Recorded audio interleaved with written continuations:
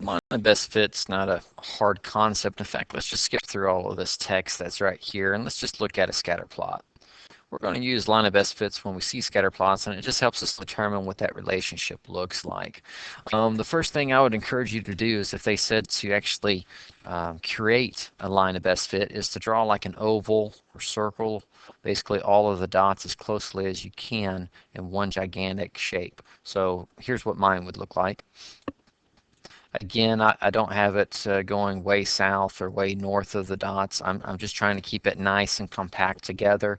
And then basically what you do is you draw a line that just splits it in half. And that should, in theory, split all of your dots in half for the most part. And it works out pretty well. So let's see, from this side to that side.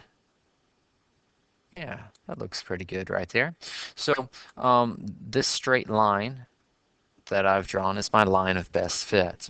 And it helps me be able to answer random questions like this. Okay, on this relationship between the temperature and the number of hot chocolates sold at a restaurant, um, how many would I sell on a day that's 120 degrees outside? Well, here's 120 degrees, which means this whole line right here is 120 degrees. If you notice, my line of best fit has not connected with that yet. So I have the option of literally just extending my line on. And let me just kind of sketch this in by hand. And as you can see, it looks like I would hit right there. And so let me go ahead and flip it over to a red pen so that way it makes it stand out on that black and yellow right here. So at 120 degrees, my line of best fit tells me I would sell 8 hot chocolates. And that's pretty handy to know how to do that.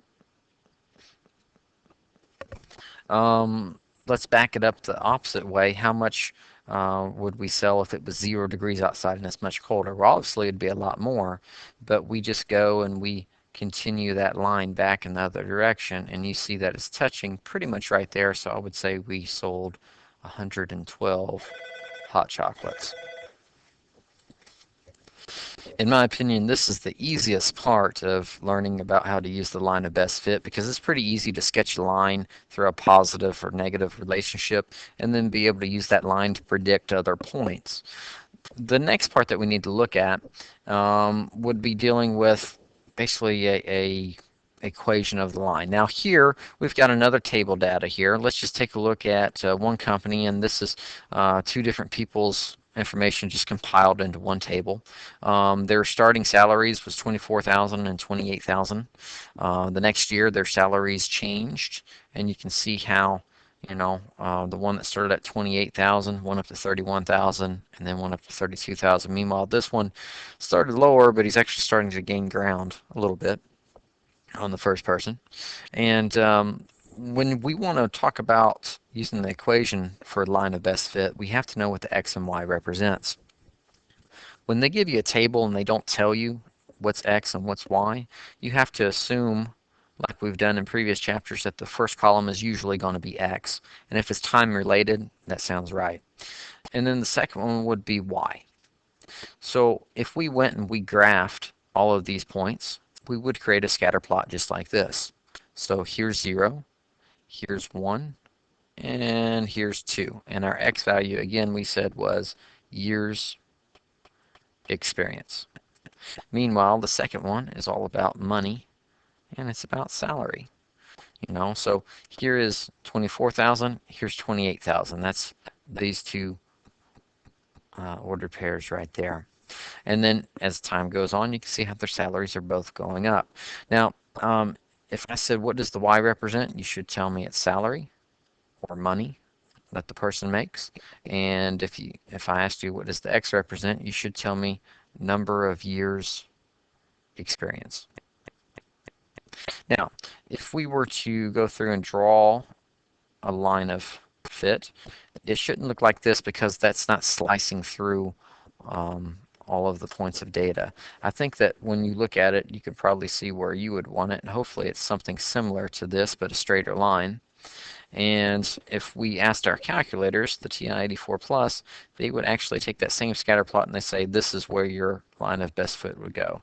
And if I wasn't writing on this digital pad right here, I would have had this line straighter, and I would have tugged it down a little bit more right here so that way it would have split right between these 2 points, pretty much like how I did here. So that's our line of best fit.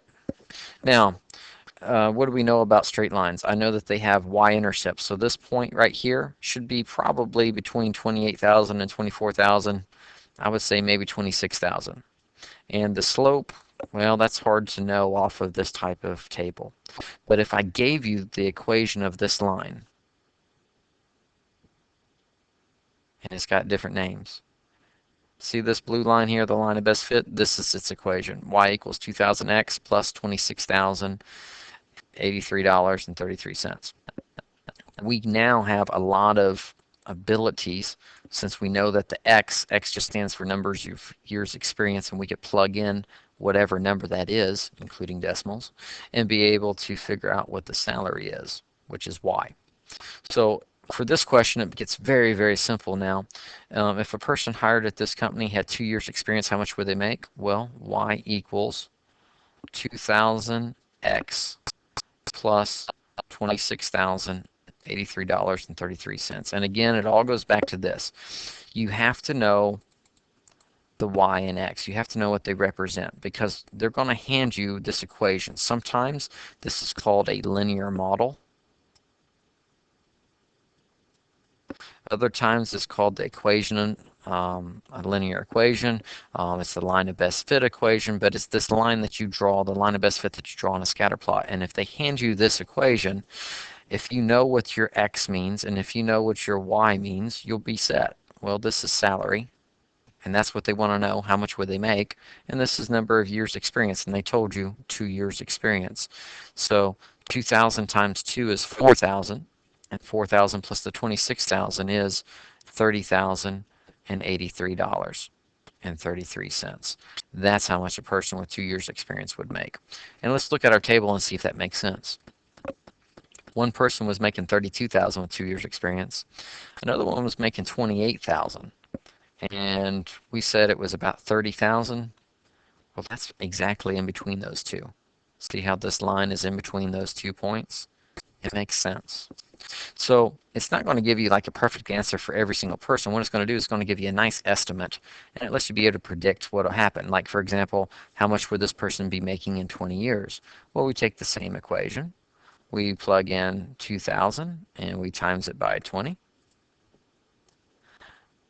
And then we add on the $26,083.33. Well, this part right here is 40,000, and 40,000 plus the 26,000 would be $66,083.33. So if we were to recap real quick for what we've done so far, we know how to literally create a line of best fit ourselves. We can use the line on a graph to read other points of interest, like, well, how much would hot chocolate would we sell if it was 120 degrees, or how much if it was 0 degrees. We've done that, and that was pretty simple.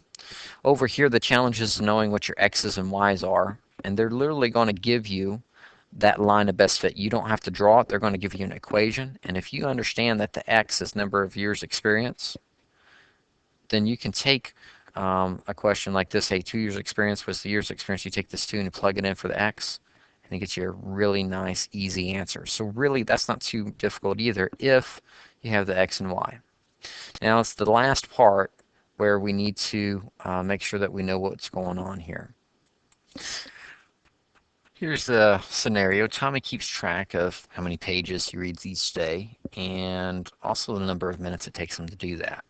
Remember, we talked about minutes as time, and time should always be in an x-axis. So in our table of info, we went ahead and made sure that the number of minutes was listed as the x value, and the y would be the number of pages. Okay.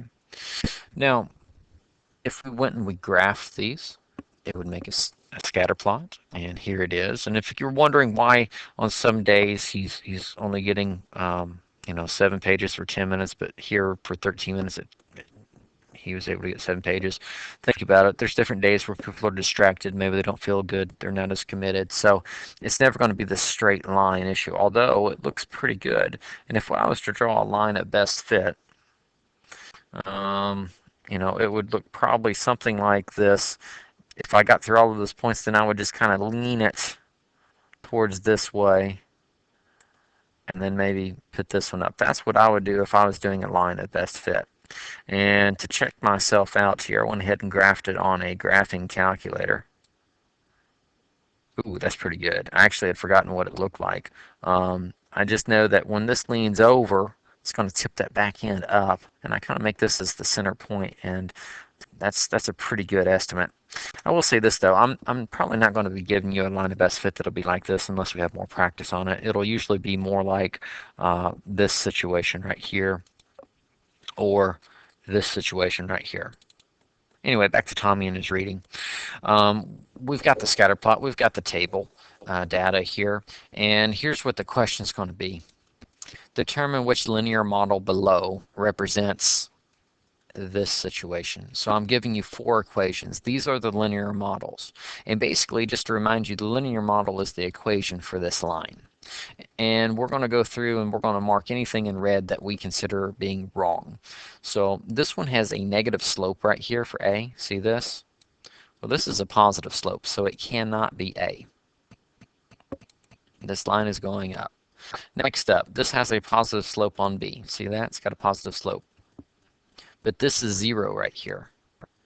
So my y-intercept should be in the negatives, and this is a positive y-intercept. It should be in the negatives, so it can't be B. So what we've done is, by just looking at it, using our linear equation prowess, we've been able to knock out 2 of the options. And usually you don't get this lucky. Usually you're only able to knock out 1. Well, here's the next step that we do. We look at which point is closest to this line, and it looks like it's this one.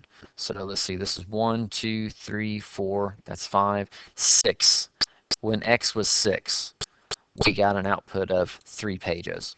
So I want to plug 6 in for the x, because x is the number of minutes that he read, and we'll see about the number of pages. And whichever one of these two gets me closer to 3 for the output will be right. So let me go ahead and set this up here. Here's option C. Y equals 0.665 times 3 minus 0.786. And we'll get the calculator out and check it. And I'm sorry, I misspoke. This is your x value. And if we're talking about using this point right here, because it's the one closest to the line, that means I'll be using 6. 1, 2, 3, 4, 5, 6. So I'll be using 6 for my x value. Fix that. And I get y equals 3.204. Now, on our table, we knew that if we put a 6 in, the output was 3. If you notice, this point is a little bit below the line. So it looks pretty good because the line's above it, so we would imagine it to be a little bit more than 3, and so that works out. So far, I'd say it's probably option C. Let's go through and take a look at option D. And again, this is all that you do. You just take the time to basically plug in the value that you trust the most, or multiple values, and see which of these equations gets you the best answer.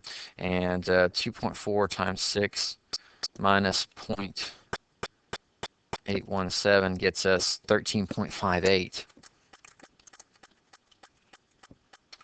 3. And so as a result, which one of these works? 6 should be getting us something close to 3. D is just not going to work at all. It's just way off. C has to be the right answer.